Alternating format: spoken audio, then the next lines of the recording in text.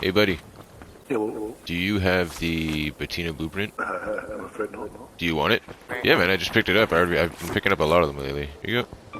Thank you, thank you. No problem, man. Enjoy. Most people play games. I've spent years breaking them. And as a tester, I've spent like countless hours finding problems, reporting bugs, and seeing games long before players ever get their hands on them. And after all that time, one question keeps coming back to me. Why do games take longer and longer to make, cost more and more money, and yet somehow feel less willing to take risks? Every year, AAA games get bigger, budgets get larger, teams grow into hundreds, sometimes to thousands. Development cycles stretch to 5, 6, 7 years. And despite all that, it still feels like the industry keeps running into the same problems. Games are more expensive to make. Studios are afraid to take risks. Players get frustrated with slow updates. So what if the real problem isn't the games? What if it's how we're building them?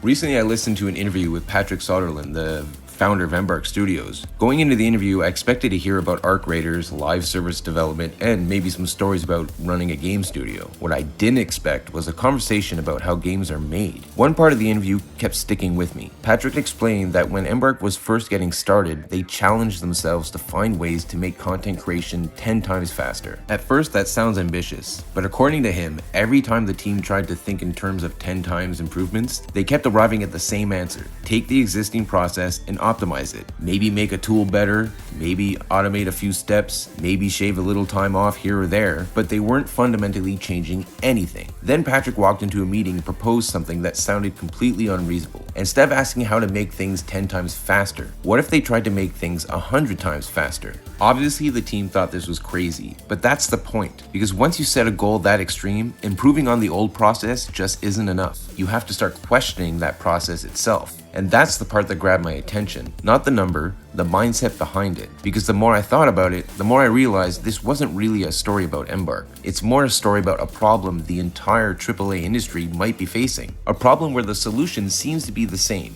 More people, more money, more time.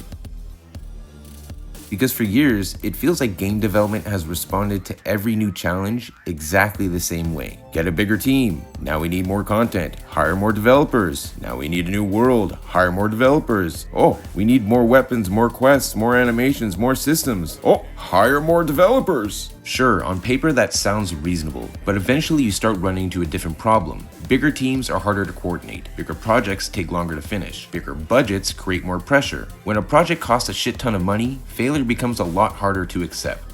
I've always found that interesting because from the outside, players often see a studio with hundreds of developers and assume everything should move faster. But the fact is, game development doesn't always work that way. More people can solve problems, sure, but more people can also create new ones. And that's where Patrick's argument started making sense to me. If game costs hundreds of thousands of dollars to build, how much room is there for experiment? How much room is there to fail? And how willing are publishers to take chances on strange ideas when so much money is on the line? Maybe that's why the 100x mindset stood out to me. Patrick wasn't talking about making games cheaper just to save money. He was talking about reducing the cost of creating content so studios can afford to be more creative. And that's where Embark's experiment starts to get really interesting.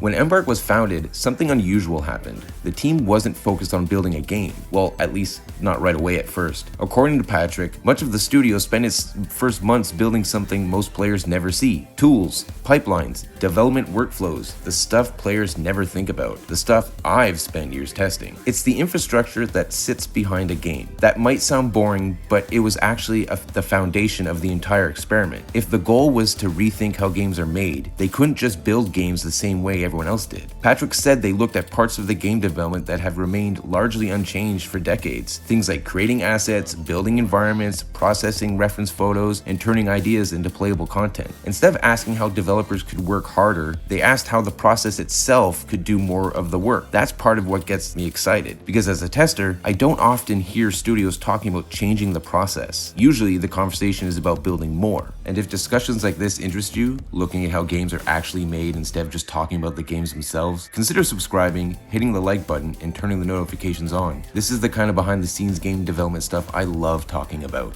One cool example Patrick talked about involved photography. The team would travel to real-world locations and capture thousands of photos, objects, and environments. Traditionally, turning those photos into in-game ready assets requires a shit ton of manual work. Embark focused on automating as much of that process as possible. Patrick even described an early tool that could take footage of a weapon and generate textured 3D models in minutes. Normally, that kind of work could take days or even weeks, and he was quick to point out that wasn't how they built their final production assets anyway. But it completely changed the way the team thought about content creation. And that's the craziest part to me, because the breakthrough wasn't one piece of technology, it wasn't one magic tool, and it wasn't one revolutionary software package. It was dozens of small systems all working toward the same goal, removing friction from development. And according to Patrick, the result was a studio capable of building and supporting games with much smaller teams than many people would expect.